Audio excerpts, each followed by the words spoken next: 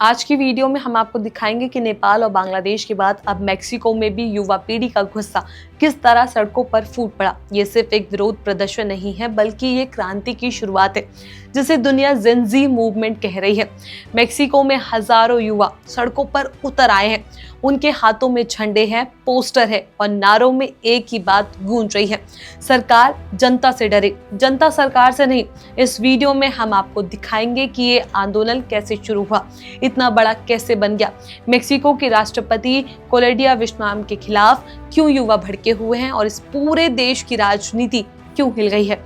नमस्कार, मैं हूं चेष्टा नागर, आप देख रहे हैं द हिंदी टॉप। कहानी शुरू होती है इस महीने की शुरुआत में, जब मेक्सिको के एक मेयर की खुलेआम हत्या कर दी जाती है। बीच सड़क पर सबके सामने उसे गोली मार दी गई।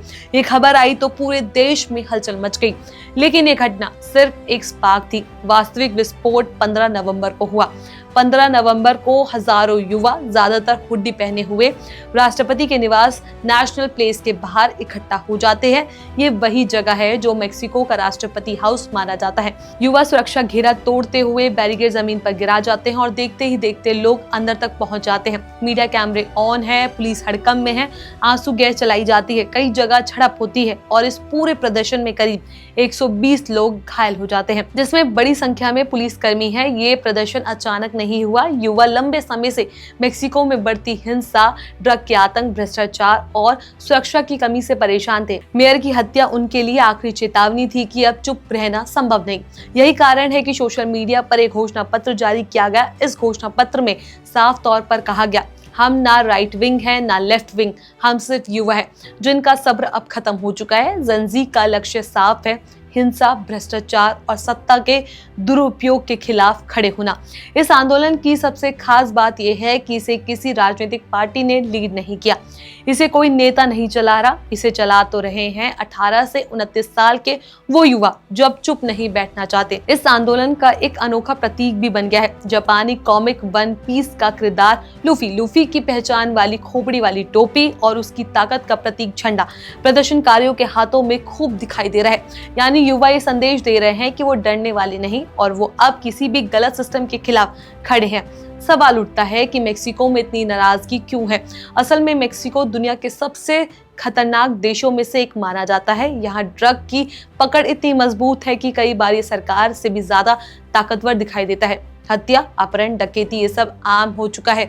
सबसे बड़ी बात यह है कि यहाँ अपराध करके लोग बच निकलते हैं क्योंकि सिस्टम भ्रष्टाचार से भरा पड़ा है। पुलिस कई बार ड्रग्स के हैंडलर्स के दबाव में काम करती है, मुकदमे लटके रहते हैं और आम नागरिक डर और निराश के बीच जीता है। युवा इसे और बर्दाश्त नहीं कर पा रहे। सुरक्षा की हालत इतनी खराब है कि लोग कहने लगे, हम घर से निकलते हैं तो यकीन नहीं होता कि वापस आएंगे या नहीं। इन सबके बीच स्वास्थ्य व्यवस्था भी चरमाई हुई है। अस्पतालों में सुविधाएं कम है, दवाई महंगी है, इलाज मुश्किल है। देश में आर्थिक असमानता भी तेजी से बढ़ रही है। अमीर और अमीर हो रहा है, गरीब और गरीब। नौजवानों को नौकरी नहीं मिल रही और जो नौकरी है वह भ्रष्टाचार का बोलबाला है। ये सब मिलाकर उस आग को भड़काती है जो अब मेक्सिको की सड़कों पर विस्फोट की तरह दिखाई दे रही है। अब सवाल ये है कि क्या मेक्सिको के राष्ट्रपति को इस्तीफा देना पड़ सकता है।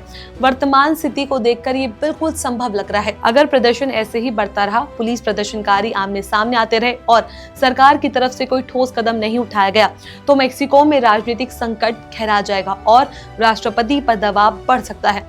तो कुल मिलाकर मेक्सिको में जो हो रहा है वह सिर्फ एक देश का मामला नहीं, बल्कि दुनिया भर के युवाओं की उस आवाज का हिस्सा है जो कहती है, अब और नहीं, भ्रष्टाचार खत्म करो, सुरक्षा दो, सम्मान दो और हमें एक ऐसा देश दो जिस पर हम गर्व करें। यदि दुनिया के सारे युवाओं की आवाज नहीं सुनी तो आने वाले समय में और भी बड़े आंदोलन देखने को मिल सकते हैं। मेक्सिको की कहानी आज दुनिया के हर देश की चेतावनी है। जनता को दरकिनार कर शासन नहीं चलता। इस खबर को लेकर आपका क्या कुछ कहना है, अपनी राय हमें नीचे कमेंट बॉक्स में जरूर बताएं। ऐसी और भी वीडियोस के लिए आप हमारे चैनल द हिंदी टॉप को सब्सक्राइब कर लें। इसके अलावा आप हमें एक्स, फेसबुक और इंस्टाग्राम पर भी फॉलो कर सकते हैं।